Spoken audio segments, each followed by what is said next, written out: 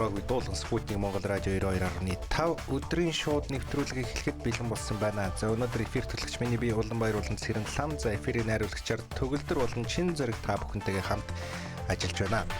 За бүгдэнд нь өдрийн мэнд. Өдрийн хүргэм сонсогчдоо Спутник Монгол 92.5 өдрийн шууд нэвтрүүлгийг эхлэхэд бэлэн болсон байна. За өнөөдөр мэдээж одоо 3 сэдвийн талаар бас 3 зочинтой ярилцах байгаа. 2 сэдвийн талаар. За дэшэн танилцуулъя тий баялаа. За улсын 3 дугаар төв эмнэлгийн дүр шинжилгээний лавга төв эмч, за ангаах ухааны доктор дэд профессор Дэлгэр Цэцэг хүрэлцэн ирсэн байна. Өдрийн мэнд.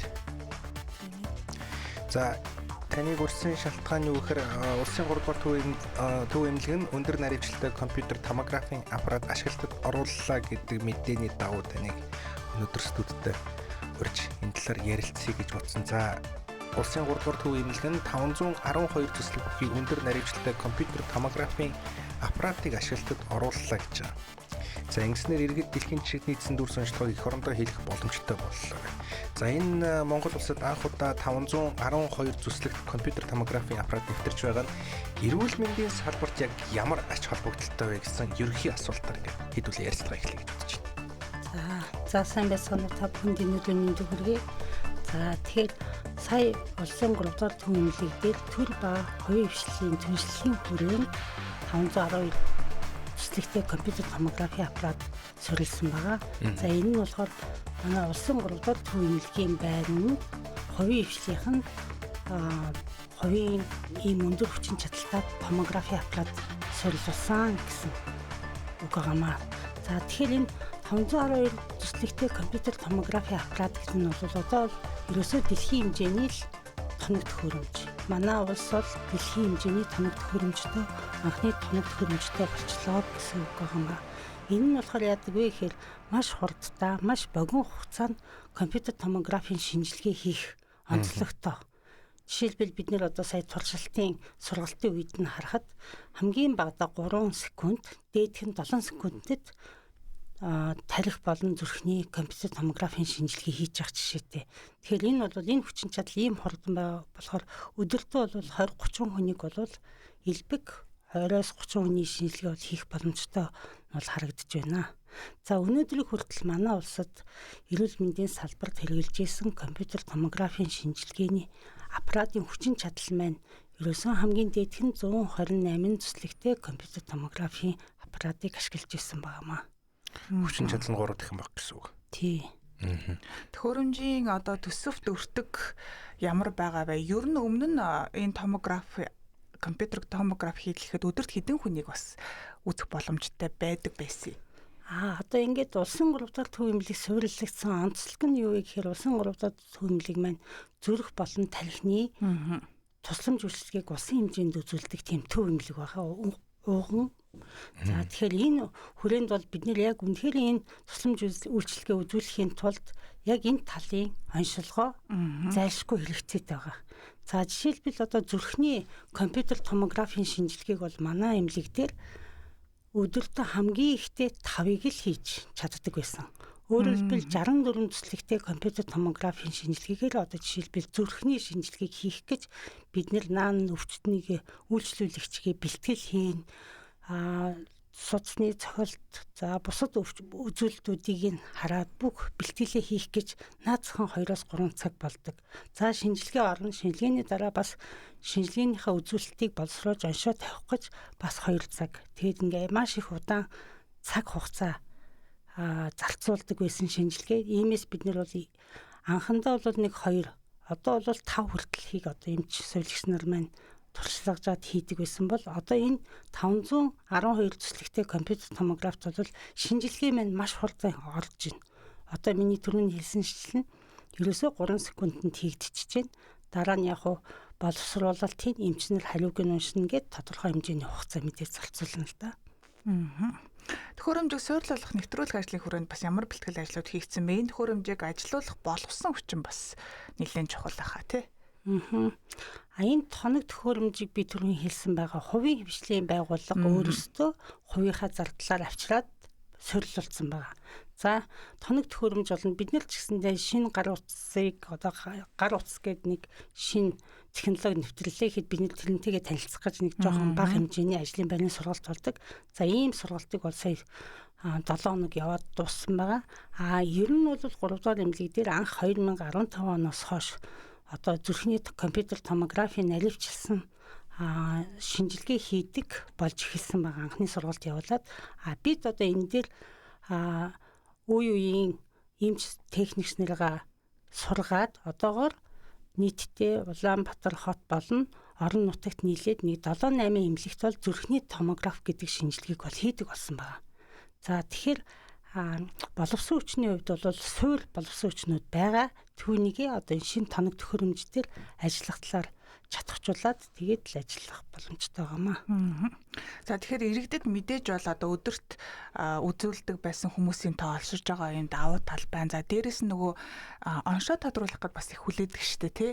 Тэгэхээр энэ дээр хүлээгдэл дараалал бас буурах давуу талууд бий болох байхаа гэж бодож байна. Иргэдэд үзүүлэх ер нь эрг нөлөөг нь юу гэж харж байгаа вэ? За иргэдэд хамгийн гол үзэл нөлөө маань энэ шинжилгээ минь маш богино хугацаанд явна гэдэг чинь бид нар чинь эрентгийн туяа ашиглаж байгаа шинжилгээ. Удаан хугацаанд явах тусам өвчтөндөө үйлчлүүлэхтэй бас тодорхой хэмжээний хоруу чанар байгаа. Энэ 3 секундэд очино гэдэг чинь тэр хэмжээгээр туяаны ачааллыг бага авна гэсэн үг.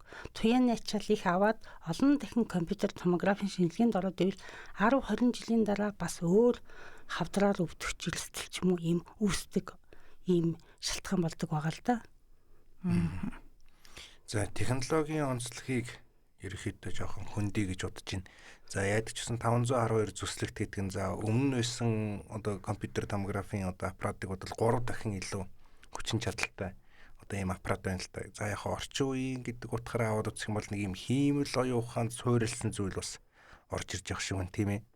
Энэ одоо онцлогооны чанарт ерөөхдөө энэ хиймэл оюун ухаан дээр чинь нөгөө янз янз л ерөөхдөө бол яригдана л та. Одоо жишээлбэл нэг юм текст орчуулах ч юм уу эсвэл тэр зүйл дээр аваад үзэх юм бол энэ одоо бидний хэрэглээд байгаа хиймэл оюун ухаан дээр бол жоохон худлаа хариулгатай юм өгчих гээд байдаг. Энэ нөгөө цаанаас өгөгдөл нь өөрөө айгу тийм одоо юу гэдэг илүү одоо нэг юм суурьтай гэх юм уу? Тийм өгөгдөлт болохоор энэ хиймэл оюун ухаан суурилсан алгоритм нь онцлогооны чанарыг ерөөхдөө хэрхэн сайжруулж байгаа вэ? Яг зөв энэ бол айгүй чухал асуулт байна. Одоо бид нэр хиймэл оюун ухаан хөгжсөн, төгссөн бүх салбарт. Энд бол бид нэр бол ерөөсөө техник хиймэл оюун ухаанд өөрийнхөө толгойг бол мэдүүлж болохгүй. Эмч мэрэгчлэтнүүд яг тухайн өвчний шинжилгээг бол эмчийн эмнэлзүүн сэтгэлгээ гэж үүдэг. Тэгээд бас тухайн дүрслэлээр гарч байгаа юмыг бид нэр босоод бүх шинжилгээнүүдтэй дүүжээж, тэгжээж аншийн дүгнэлтийг бол өгөх боломжтой байгаа. Хиймэл оюун ухааны давуу тал нь бол бидний хийх гар аргаар хийх юмээ жоохон төрөвчлүүлэл өчөж байгаа. Тий, ийм л байгаа юм ба. Тэрнээс одоо юу гэдэг нь яг нэг үндсэн одоо юу гэдэг нь дүгнэлт чих юм уу анализ хийх юм. Ерөөсөө хиймэл оюун ухаанаар шууд дүгнэлт өгч болохгүй. Энэ бол хүний эрүүл мэндтэй холбоотой асуудал учраас эн чинь бид нэр ийм хөнгөн хийсвэр хандаж ерөөсөө болохгүй. Бас манай энэ бусад салбарууд ч гэсэн байдаг бах хиймэл оюун ухаанаар шууд дүгнэлт өгнө гэсэн тэр чинь хүний анш тэр машинд даатгаад яваад дэж болохгүй тэрийг заавал эмч хянаж эцсийн аншийг бол тавьж явах хэрэгтэй байгаамаа. Яг нэг сүүлд нэг юм одоо хүннээс ураад нэг эмгэгдлийн хиймэл оюун ухаанаар бичээд нэг амар албатай зүйл гарч ирсэн шүү дээ соёлын юмнаас. Тэр гинт санаанд бас давхар орж ирж ил байна л та. За 512 зүслэг томографийн одоо энэ шинжилгээ нарийн одоо тэр зураг энэ тэр гэж гарч ирэх байх одоо бид нар наазах нь одоо эдийн цэжний зураг авах болгоод нэг юм хар пленкэн дээрх одоо дүрс авч гаргадаг шүү дээ. Тэнгүүт энэ 512 зүслэг томографийн дүрслэл гэдэг зүйл гарч ирнэ. За тэр нь өмнөхөөс хэр илүү наривчлалтай одоо ямар төвшөнд гаргаж ирж байна вэ аппаратын хувьд? За энэ бол энэ аппарат байна өөрөө хиймэл оюун ухаанд суурилсан ийм компьютер томографи аппарат байна. Тэгэхээр энэ болохоор бид нэр дүрслэлийг эхний яг их дата буюу raw data гэж ярьдаг. Тэрийг хиймэл оюун ухаанаар уншсан дататайгаа харьцуулж иж дүрслэлийг дүрслэлт бол дүгнэлт хийж байгаа. Шууд хиймэл оюун ухаанаар ингээ боловсруулсан дүгнэлт яг хурдан байна л да цаг хугацааны үед бол бүх юм хурд. Жишээлбэл биднэрт бол юунд нь их давуу талтай ингээд мэс заслын өвчтнүүдийн нөө хэмжилт авах. Суцнуудын хэмжилт өргөн тэрийг бол бид нар гар аргаар хэмждэг гэсэн бол тэр бол айгүй гоё цэвэр наривчлалтаа автоматар хэмжиж чинь. Тэрийг бид нар бас давхар ингээ хянаад явж гэн л та одоо энэ шинэ технологи нэвтрэлцсэн учраас бид нар бас эмчнэр бол бид нар яг өөрсдөө итгэдэг байгаа.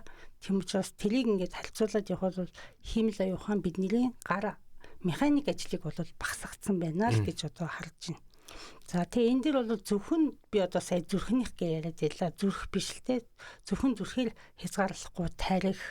Тэгээ бусад эрхтний захын судсууд гэд манайх чинь чихрийн шижинтэй өвчнүүд ихтэй захын судасны бүглэрлүүд маш их байдаг. Бид нэр тэрийг хийх гэж үнэхээр айгүйх олон хүмүүсийн очил дараалал үүсдэг байсан.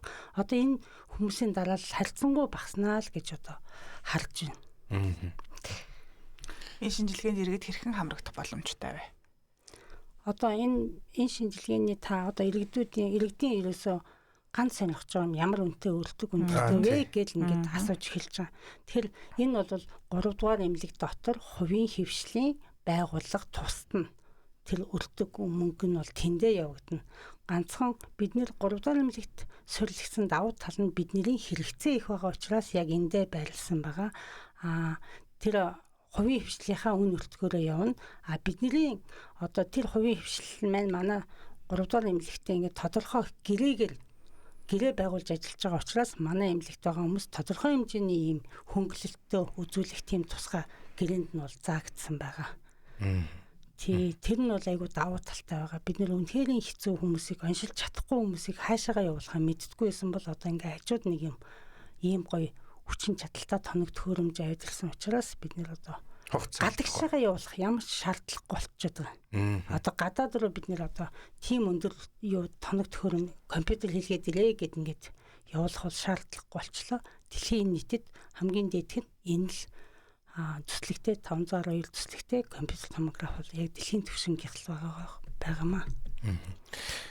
Яг компьютер томографийн би өөрөө нөгөө шинжилгээнд орж үзэх болохоор сайн мэдэхгүй л байна л та. Гэхдээ нөгөө нэг юм цэжний зураг авахлах ч юм уу эсвэл янз бүрийн одоо нэг зураг авахлахад нэг юм хөдөлж болохгүй шүү. Амьсгаагаа гаргах ч юм уу те нэг юм энэ нөгөө хөдөлгөөн миний ойлгосноор бол нэм дүрсний алдагдал гэдэг зүйлийг гаргадаг болохоор нэг тодорхой хугацаанд ийм хөдөлгөөнгүй байлгадсан болов уу гэж би ойлгосон. Энэ алдагдал одоо зүгээр миний хувийн ойлголт байгаа шүү. Одоо энэ нөгөө амьсгаагаа аваад ч юм уу эсвэл амьсгаагаа гаргаад яг ингээд нэг эрүүгээ нагаад хөдөлгөөнгүй бай гэдэг энэ нөгөө дүрсний алдагдал гэдэг зүйл одоо энэ юун дээр байгаа юу? Одоо энэ 512 дээр арай ямар шүү одоо юу гэдэг шинжилэлээр гарч ирж байна гэх юм уу та? Тий, энэ бол айгүй чухал асуудал. Одоо зарим одоо настай хүмүүс ч юм уу амьсгалаа аваад төгжихэд команд биелүүлдэггүй ч юм уу тий хүүхдүүд байна, хүнд өвчтнүүд байна. Ерөөсөн амьсгал команд биелүүлэх боломжгүй. Тийм ингээд амьсгал хөдөлгөөнтэй байсан зургийг уншихад зүгээр бидний одоо 64 цэцлэгтэй ч юм уу 128 цэцлэгтэй аппаратнууд дээр гарсан дүрс маань ийм бүдгэрсэн одоо биднийхэр арчаагүй цонх ямархуу харагддаг үлээ яг тийм л харагддаг. Тэгэхээр энэ аппаратны нэг тий загалдсан харагдана. Тэгэхээр бид тэндээс яаж онцлох вэ? Энэ аппаратны онцлог нь болохоор хөдөлгөөнийг арилгадаг, correction хийдэг. Хөдөлгөөн хүн амьсгалж байхад зургийг аавна өөрөө автоматар арилгачдаг. Хөдөлгөөний тэр одоо загалдсан байдал ч юм уу давхарлцсан хөдөлгөөнийг бол байхгүй болгочдөг. Энэ бас нэг сайн давуу тал. Тэгэхээр онцлогоо хийхэд бол эмч нарт айгүй дөхөм сайхан дүрсийг бол гаргаж өгч байгаа юм да. Ингээр хэлэхэд нөгөө утасны камерын пиксел сайжирж байгаатай л адилхан. Тий, ерөөсөө тийм шүү. Эрентгийн зурагч байсан хар цагаан та нар бүгд эрентгийн зурагт одоо манай бүх иргэдүүд цэжний эрентгийн зураг авахулсан байгаа шүү дээ. Тэр амьсгалж яхад нь авсан зураг, амьсгалаагүй яхад нь авсан зураг хоёр өөр л байдаг байхгүй юу? Тий, яг тэрнтэй л адилхан. Тэр амьсгалж яхад нь авсан зураг нь өөрөө яг амьсгалаагүй авсан зурагтай адилхан л болгоод өгчдөг. Тийм өөрөө технологиг энд суурилсан байна л да. За зүрх судасны оншилгоо гэдэг зүйл ярьлаа. Үүнээс гадна тархины зураг бас аавна гэж юм. За бас монголчуудын нөгөө нэг судасны одоо нөгөө кончиг гэдэг ч одоо юу гэдэг юм бэ? Одоо нөгөө эцсийн гэх юм уу сүүлийн одоо судасны одоо үзүүрийн гэх юм уу да. Захын хэсгийн одоо бүгдлэрлийн нэтрэгээл аваад үзэнгүүт энэ ерөөхдөө ихэвчлэн одоо монголчуудын энэ оншилгоонд орж байгаа өвчин гэж нэрлүүл яах юм бол ямар шүү өвчнөөр ихэвчлэн одоо энэ компьютерийн одоо юу гэдэг оншилгоог ерөөхдөө хуваар авч үзэх юм бол авдсан бол. За одоо Монгол улсад ерөнхийдөө улсын 3 дахь төв эмнэлэгт зүрх судас болон харуултын төв гэдэг ингээд том 2 төв ажиллаж байгаа. Харуултын төв улсын 3 дахь төв эмнэлэгт байрлсан байдагтай холбоотой ер нь харуулттай ихэнх үйлчлүүлэгчид улсын 3 дахь төв эмнэлэг рүү 24 цагийн тусламж үйлчилгээ авдаг. За тэр хүн болгон компьютер болон эмрад орох шаардлага хэрэгтэй байдаг. Тэгэхээр энэ цусны харуулт гэдэг чинь 2 анд гэдэг. Цус харуун гэдэг чинь эсвэл судас чи хагараад цус харуун эсвэл судас нь бүглэрч чинь тархины судасыг бүглэрч чинь. Тэр тархины судас бүглэрсэн эсхийг л энэ компьютер томографийн аппарат чинь харуулж айл тархины судас гэдэг чинь хамгийн бүдүүнээс ахуулаад нарийн бүр завхуртлаа бүр нарийн хүртэл явж байгаа шүү дээ. Тэр судасны хаана аль судас бүглэрсэн бэ гэдгийг энэ аппарат үзүүлэх айгүй том давуу талтай. Дээрээс нь бас нэмж хэлэхэд энэ аппарат маань тархины судасыг зүрхнийхээ судастай зэрэг авах боломжтой. Энэ бол биднэрт айгүй дэвшилттэй технологи. Өмнө нь хизээж ингэж одоо зүрхний судасны бүглэрэл одоо та бүгд мэдж байгаа шүү дээ. Шигдээс болчлаа гэсэн энэ хүн яаралтайгаар шигдээсийн зүрхэн зогссон шигдээстэй гээлдэг. Шигдээстэй хүнд тархины судасны бүглэрэл хамт явж иж болдог. Тэгэхээр энэ хоёрыг нэгэн зэрэг тэр 7 секундэд гаргах боломжтой. Тэгэхээр эн чинь онцлогоо маш хурдан хийгдэж байна. Эмчилгээний цаг алдахгүй авах боломжтой болж байна. Тэгээд үйлчлүүлэгчид эмчилгээ бол тодорхой ач холбогдолтой цаг хугацаагаа алдахгүйгээр эмчилгээнд ороод одоо биеийн байдлаа сайжрах боломжтой гэж ийм давуу талтай аппарат байна. Өмнө нөгөө тархины зураг зүрхний одоо тэр хоёр тусдаа байсан гэсэн үг. Өмнө нь бол ерөөсөл компьютер томографийн шинжилгээ шүү дээ. Зөвхөн тархины компьютер томографийн шинжилгээ л хийх гэж бидний тэгж ухсаа шаарддаг байсан. Дараа нь бидний яагаад тэгэхээр хүчин аппаратын маань хүчин чадлаасаа хамаарат л юм байгаа байхгүй юу? Зүрхний компьютер томографиг бол зөвхөн л зүрхнийхээгаа л хийнэ. Тархиныхтайгаа цуг хийж болохгүй. Одоо жишээлбэл бас уушгины судас гэж байдаг л да. Уушгины судасны бүлэнг дээрээс нь тархины судасныхаа бүлэн байна уу гэдгийг ингэж давхар үзэхийн тулд бид нэр тусд нь ордог гэсэн. Тусд нь шинжилгээ орно гэдэг чинь тусдаа тодорхой хугацаа шаардна. Дээрээс нь тусдаа нөгөө цацралгийн ачаалал айгүй их авна тэр үедээ тэр хүмүүс маань. Тэгэхээр энэ бол айгүй бас л нөгөө технологийн дэвшил маань доор хөгжил харилцангуй манайх бол ер нь бол 64 төслөгтэй компьютер томографи аппарат манай 3 дахь эмнэлэгт 2 ширхэг байгаа. Эн чинь бол ерөөсөө хамгийн эхний төвшингийн л аппарат багхгүй юу? Ийм аппараттай л бид нэр ажиллаж ирсэн те. Одоо биднэрт бол үнэхээр эмч мэрэгжилт нь биднэрт бол аюу гой дэвшилттэй нүд ингээд нээсэн л технологи харагдаад байна л да. Энэ дээр бол бид нэр судалгаа хийж болно, юу ч хийж болох бүрэн боломжтой л харагдаад байна.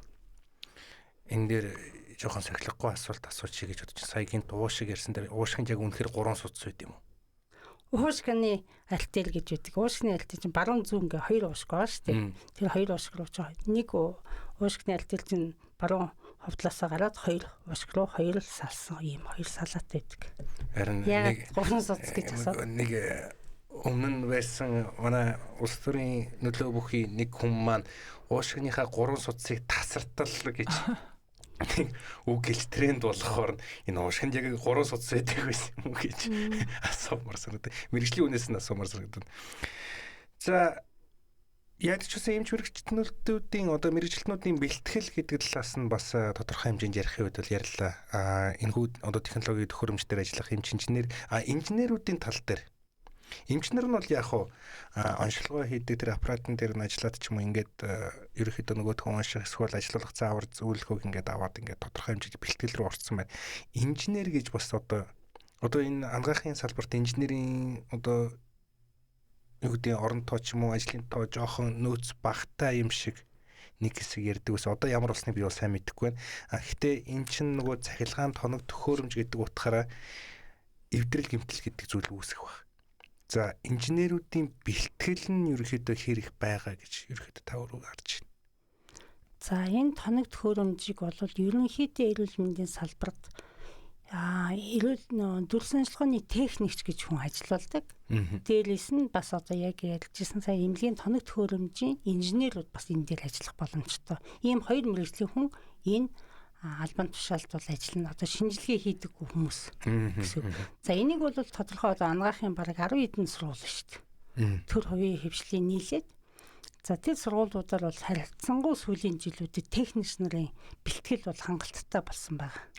Тий. Хамгийн гол нь бид нар чинь төгссөн техникч нарыг чадахжуулах, сургах энэ л ажил чухал. Одоо энэ шинэ дөнгөж сая суйрлагдсан тоног төхөөрөмжн дээр ишөө сургах ажил зөндөө байна. Одоо бол дөнгөж эхлэл байна. Ишөө хүн чинь практик дээр туршлагаа хоримтлуулж ишөө сайн наливч сайн болно шүү дээ. Тийм болохоор тэр талаас нь л бид нэр. За техникчнэр бол харьцангуй энэ аппаратын дээр нэг 2 3 техникч байхад бол хангалттай хийчих юм байна гэж харж байна. Ганцхан энэ хариуг бичгээд ингээд маш их хэдхэн секундэд маш их шинжилгээ хийгээд ирэхээр нөгөө хариу дүгнэлт шинжилгээнийхээ оншиг бичдэг эмчнэрийн бол нөөц бас хэрэгтэй харагдаж байна л да. Одоогор бол энэ байгууллага маань нэг 2-3 эмч юу яасан байлээ. Тэгээд энэ бол бас хүрэлцээгүй л харагдаж байна. Энэ яг энийг асууя гэж бодчихсон. Цаашдаа ерөөхдөө хүний нөөцийн тал дээр бас ямар хэрэгцээ бий болох болоо гэдэг тал дээр сонгож ерөөхдөө онцлогооны тал дээр нөөц бол хэрэгтэй гэж. Тий. Манай дүрс онцлогооны салбар гэж ярьдаг юм л та бид нэр одоо дүрс онцлогоо гэдэг нь бол эднэтгийн туяа болоод энэ туяа засаг туяаг ашиглаж байгаа энэ салбар. За энэ бол дүрс онцлогооны нийгэмлэг гэж байдаг. Манайх одоо дөнгөж сайхан 2 хоногийн өмнө чуулгана, жилийнхаа чуулганыг хийгээд дууслаа. За тэгээ энэ дээр бол бид нэр байнгын жил болгон сургалт явж идэг. Олон улсын эмч техникч нар ирээд тэн дээр одоо энэ одоо сая 6 сарын 2021-нд бас энэ дээр бол манай техникч эмч нарт зориулсан олон улсын олон өндөр мэргэжлийн эмчнэр бол лекц тэгээ бид нэр өөрсдийнхөө хийсэн ажлаа тайлгнаж ингэж явж байна л да. Энэ бол ерөөсөө мэргэжилтнүүдэд бид нэр ингэж жил болгоно мэргэжлийн дээшлүүлж байгаа нэг үйл ажиллагаа юм. Тэгэхээр дүрс онцлогоо гэдэг чинь ингээд ерөнхийд нь нэг юм. За энэ дотроо зүрхний дүрс онцлогоо, зүрх судасны тарих мэдрэлийн дүрс онцлогоо, хэвлийн дүрс онцлогоо, цээжний дүрс онцлогоо гэдэг ингээд дотроос салсан салбартай байдгийг. Тэгээд салбар нийгэмлэг болгон яг тэр чиглэлийнхаа дүрс онцлогоог сонирхож байгаа эмч мэргэжлэнүүдийг ингээд сургаад явдаг байхгүй юу?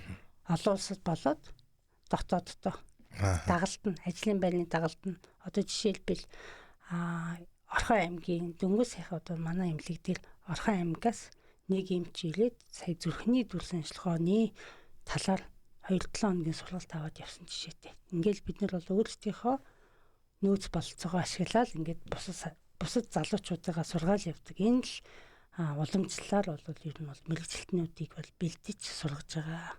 Тийм л боломжтой. Миний ойлгож байгаагаар бас энэ нөгөө хувийн хэвшил одоо энэ аппаратыг оруулж ирсэн маш таарах чинь улсад нэг юм төлөвлөгөө байгаа бол улс дөөрс одоо энэ бол хэрэгцээтэй төхөөрөмж болоод байна шүү дээ. Тэгэхээр нөгөө энэ өндөр төрлийн хүчин чадалтай төхөөрөмжийг бас бусад дэмжлэгүүдэд нэвтрүүлэх боломж нь бол байгаа бах хувийн хвшилтэй хамтраад бол. Гэхдээ улсын зүгээс одоо юу гэдгийг тэгж одоо нэвтрүүлэх зөвхөн одоо юу гэдэг 3 дугаар эмнэлгээс гадна 2 дугаар эмнэлэгч гэж 1 дугаар эмнэлэгч гэж за бусад бас хувийн эмнэлгүүд ингээд орж ирэх боломж нь ерөөхдөө хэр байгаа юм бол энэ эсвэл шууд цэвэр өртөг мөнгөтэй холбоотой асуудал. Энэ ерөөсөө төрийн өртөгтэй л холбоотой. Би одоо энэ дүрс онцлогооны одоо яг энэ улсын 3 дугаар эмнэлэгт 26 дахь жилдээ ажиллаж байна л да. Тэг сүүлийн миний мэдж байгаагаар 5-6 жил би одоо энэ тоног төхөөрөмжийн шинжилгээг хийх саналыг бол одоо техник үзүүлэлт гэл ингээл бүгднгийн гаргаад өгдөг. Жил болгоны төсөвтөө ингээл оруулдаг. Тэгэл дандаа төсвийн ямар нэг юм хүрэлцээгүй байдлаас гээд ингээд ирдэггүй. Тэгэхээр манай төр засаг маань яг энэ тоног төхөөрөмжийг авах юм одоо төсөв мөнгө нь байдгүй юм байна л гэж ойлгоод байгаа юм л та. Тэгж яхад энийг нь хувийн хвшлэн ингээд оруулаад илж байгаа нь бол давуу талтай. Энийг бол харин яг ийм жишгээр бусад улсын эмнэлгүүдэд одоо жишээлбэл 2 дугаар эмнэлэг бас энэ зүрх тархины яг л төв үйлчлэгээ үзүүлдэг юм л да. Тэднийх бол бас л хэрэгцээтэй байна. Тэгвэл ингээд хөгжих бол боломжтой юм байна л гэж харж байна л да. За баярлалаа, бидний урилгаар улсын 3 дугаар төвийн дэлхийн дүр сурталчилгааны дадлага төвийн эмч анагаах ухааны доктор дэд профессор Дэлгэц цэцэг оролцлоо. Мэдээнийхээ болгон хүлээн авч сонсоод эргээд зүтгэж оролцсон.